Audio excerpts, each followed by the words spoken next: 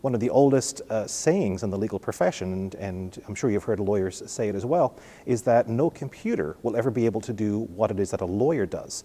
And what I say to lawyers on this point is, but that's the wrong question. The question is, are lawyers doing work that computers could do? And I think increasingly this is what we're seeing. So I'm Jordan Furlong. I'm a lawyer, author, and consultant. I work with the legal marketplace, specifically with lawyers, law firms, and legal organizations. I write about the changes taking place in the legal market and how lawyers can adapt to that.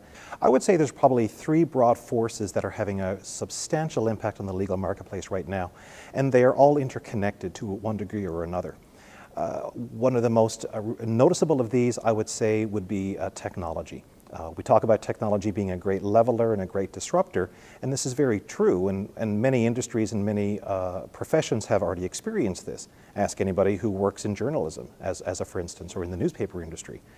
Technology is now having the same kind of impact in the law.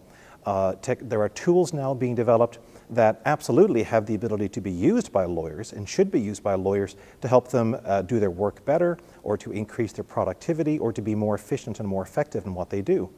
At the same time, though, much of this new technology is actually putting the power of legal services to one degree or another into the hands of clients, whether these be consumers and small businesses and families, or even mid-sized and large enterprises, corporations, businesses, and even governments. And in the race between work that a lawyer can do and a computer can do just as well, I think in many cases the machine is oftentimes going to triumph. They're going to come out in terms of their cost effectiveness, in terms of their speed, in terms of the ability to do something at an affordable price.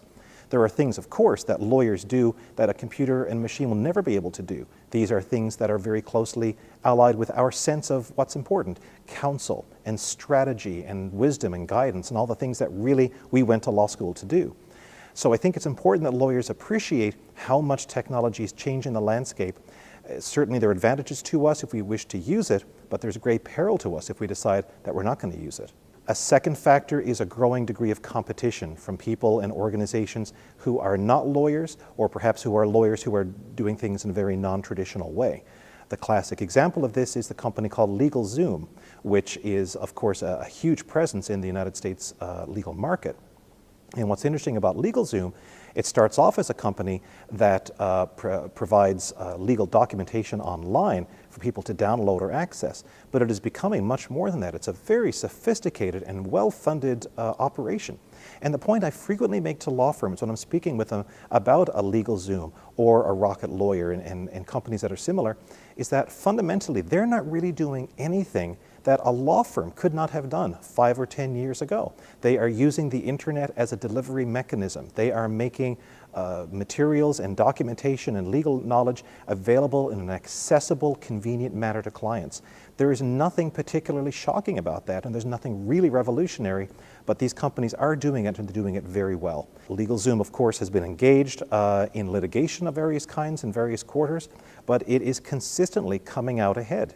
Just a couple of weeks ago in South Carolina, we had a judge confirming a settlement, amongst which was the statement that LegalZoom is not engaged in the unauthorized practice of law.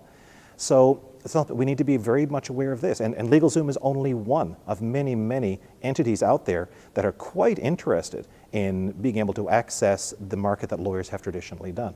And thirdly, we haven't necessarily seen this in the American context yet, but I do believe we will see it, and that is changes in regulation.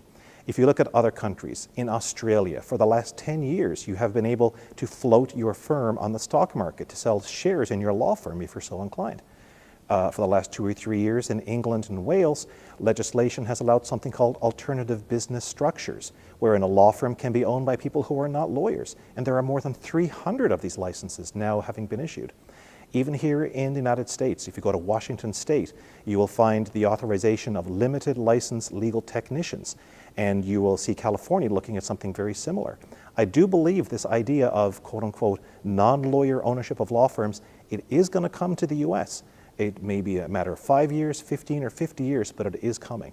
These three factors working together, plus the impact of the economic downturn, is changing all of the fundamentals of the legal market in ways that lawyers have not experienced before, and that's why we're feeling all these tremors, because there are some serious earthquakes underway.